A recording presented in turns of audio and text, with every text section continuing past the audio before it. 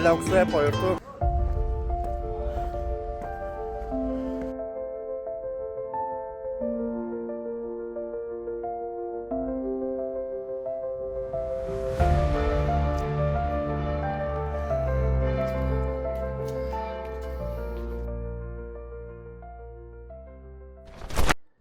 Žodžiu, atvažiavom į tokį kolonijinio tipo miestelį, kurį Gaudis pastatė Güeliui, jo darbuotojams, kad gyventų būtent šitą miestelį.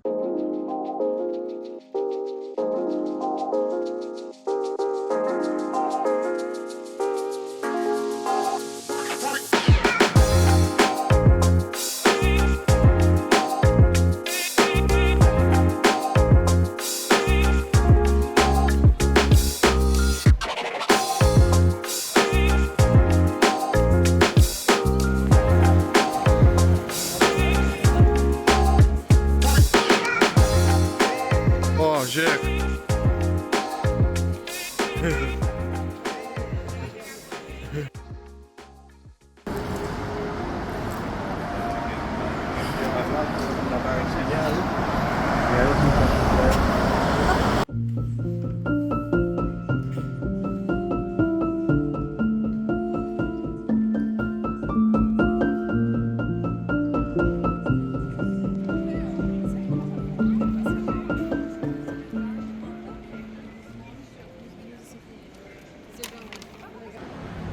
Esame už mano nugaros, kaip tik mes esame labai viename iš žymių Antonijo Gaudi architekto šedevrų.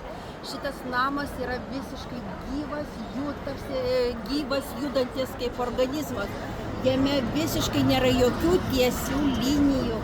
Žodžiu, spalvingos mozaikos, kreivi langai, kreivos durys, kiekviena detalė yra unikali. Kaip ir pats Antonijo Gaudis buvo labai unikalus žmogus, taip kad mes vis dar eksplorinam ir negalim atsistebėti juo gražiu tikrai įspūdingu darbu.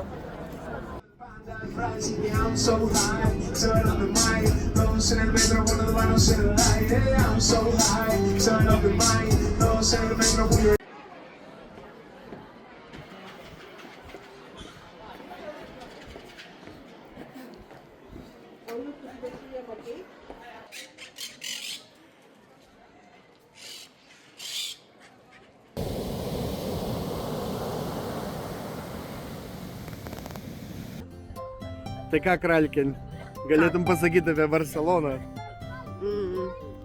Fainiai. Man labai patiko šitą kelionę. Visiškai unikali, visiškai kitokia, suartinanti. Tai va, su kitu žmogum ir su Dievu, horizontaliai, vertikaliai, iš tikrųjų labai gerai. Labai geras jausmas, atitrūk nuo visko. Kralikai?